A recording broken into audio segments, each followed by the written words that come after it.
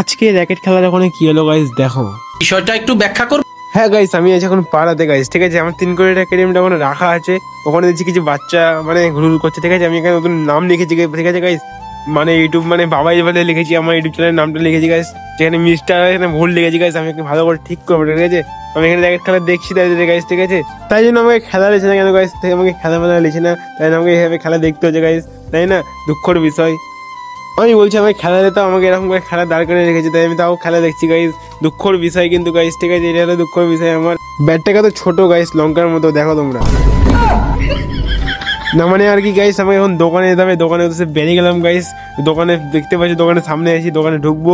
তো guys finally আমি ঢুকে গেছি দোকানে গাইস। দেখো তোমরা ভিডিওটা শেষ পর্যন্ত দেখবা গাইস, ঠিক আছে। দেখো তোমরা এদিকে মালিকের মেয়েটা আবার কি নিয়ে এসেছে তোমরা দেখো গাইস। আমি এটাকে আমার গার্লফ্রেন্ডকে দিয়েছি, এদিকে আজকে কিনে নিয়ে এসেছে গাইস। তোমরা দেখো ভিডিও, ঠিক আছে। বাচ্চা মেয়ের তরফ থেকে একটা লাইভ তো করাই, চলো যাওয়া যাক, বাই।